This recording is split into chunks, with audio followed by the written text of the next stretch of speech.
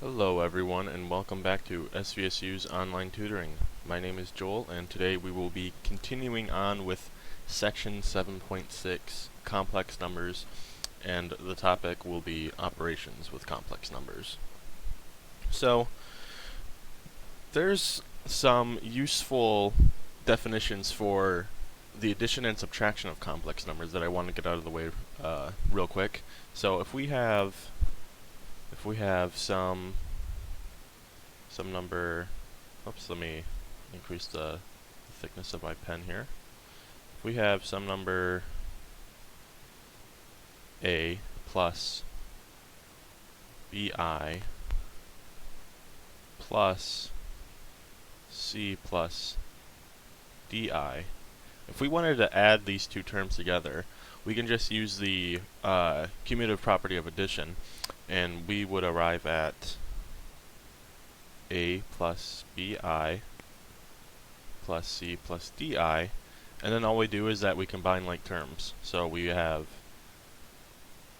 a plus c plus b plus d times I, okay? And notice that I pulled out I because it's a common it's being multiplied both by B and D. So we can pull it out and we can just add B and D separately. And then once we've done that, we can redistribute the I back in. And so for subtraction, we would have A plus B I minus C plus DI, C plus DI. And what we want to do is that we want to distribute this negative sign. So we have A plus B I minus C minus di, okay? And then again, we just group like terms. So we would have A minus C plus B minus D times I, okay? So going forward, those are the type of general definitions that we're going to have for complex numbers, okay? So let me get rid of this now, and we can say that this is for addition, and this is for subtraction. For multiplication and division, there really isn't a general form because we can have so many different types of things being multiplied together. And so the terms can get convoluted and they can change signs. So there isn't a good general definition for that. So moving on with some examples with addition and subtraction. If we were to have 5 minus 6i minus 10 plus 7i, what would we get? So what we want to do is that we want to distribute this negative sign first, okay? So we have 5, 6i minus 10 minus 7i. And in case you were wondering, the reason why we have these parentheses that we see here, here, here, here, and even in our example, is just so that we know that we're dealing with two sets of complex numbers, okay? So the first underline, that's some complex number. This other one's another complex number, and so on and so forth. But when we're actually adding them, we remove the parentheses because we're going to be grouping like terms together, okay? So continuing on with our example, we'll have 5 minus 10, and then we regroup the common terms together and put a set of parentheses so that way we know what we're dealing with, okay? And then I'll put a plus sign. So then we'll have negative 6 minus 7 times I, okay? So 5 minus 10, that's negative 5, okay? Plus, and so negative 6 minus negative 7, that just gives us a larger negative number, which is negative 13 times I, okay? So our final answer will be negative 5 minus negative 13 times I, okay? Another one that we can do is if we just had 10I plus, let me see here, 2 minus 5 times the square root of negative 8, and then we can throw in something else. Let's see, we'll do negative, or minus the square root of negative 11. Okay, what does that equal to? So the first thing that we want to do is we want to simplify our radicals, okay? And to do that, we just have to use our fundamental definition from earlier in this chapter. So this is the square root of negative 1 times 8 and minus the square root of negative 1 times 11. Okay? Oops, I don't want to make it seem like it's a negative 10 all of a sudden. Okay. So then it's 10I plus 2 minus 5 times the square root of 8 times I, and this is now minus the square root of 11 times I, okay?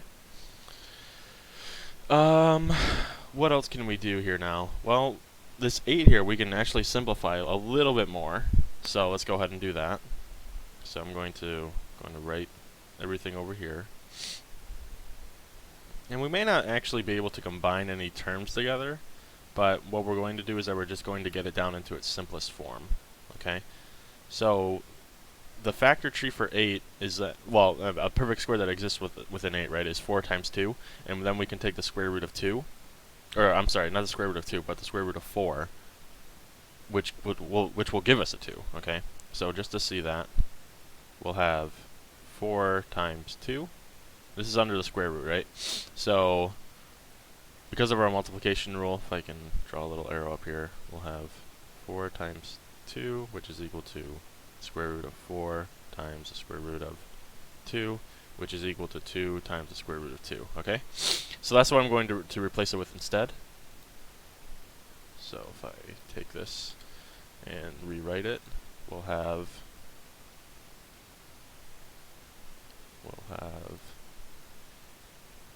minus 5 times 2 times the square root of 2. Okay? And we can't forget our I there.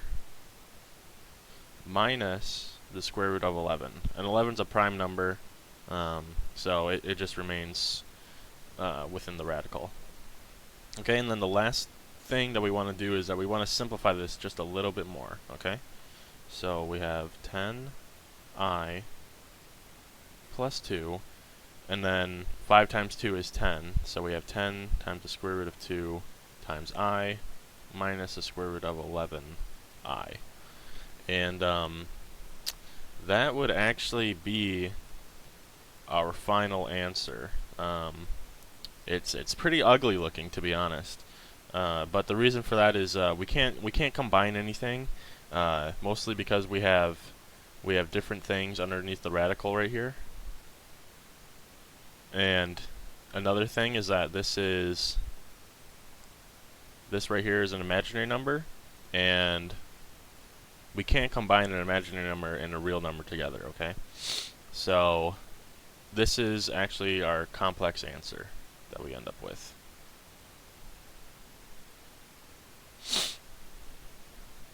Okay, and so we can now move on and do some multiplication with complex numbers. So what I'm going to do is that I'm going to get rid of all of this here because the addition and subtraction rules do not apply to multiplication, obviously.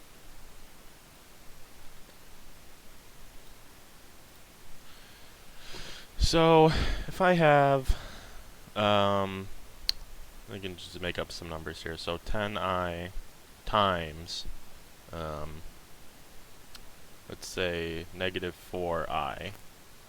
What would that be? So 10 times negative 4 is negative 40, right? And I times I is I squared.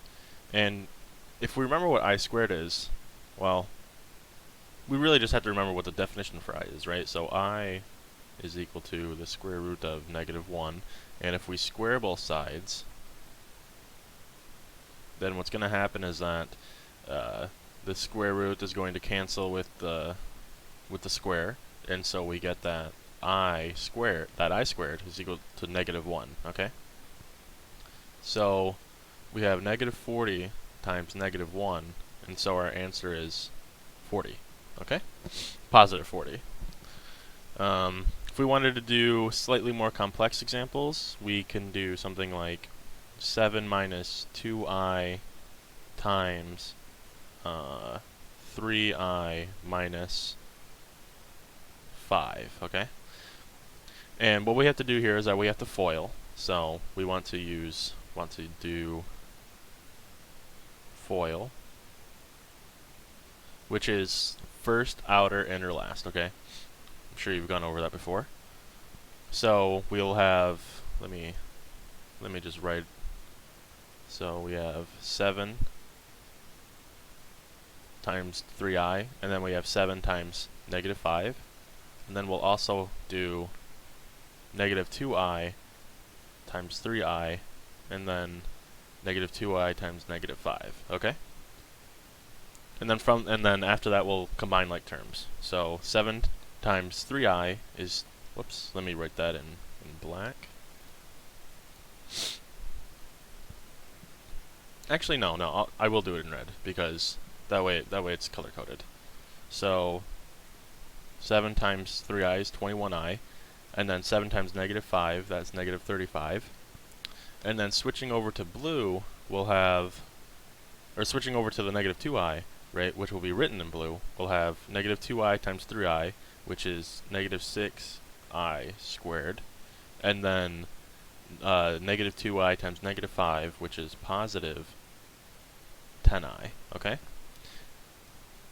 And so the next thing that we want to do is that we want to see if we can simplify anything here before going on, right? And so we have an I squared here, which we know is equal to negative 1, so we'll have 21i minus 35 minus 6 times negative 1 plus 10i, okay? So negative 6 times negative 1, that's positive 6, so we'll have 21i minus 35 plus 6 plus 10i, okay?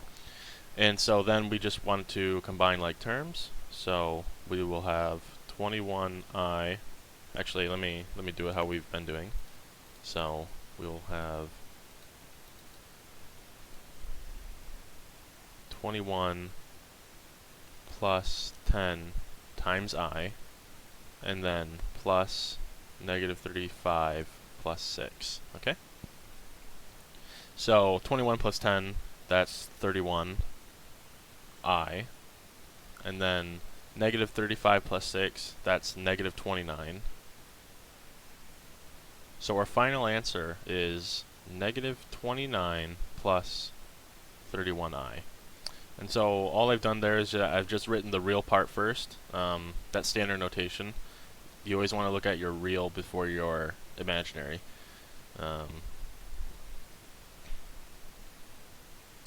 Okay, I think that's it for this topic.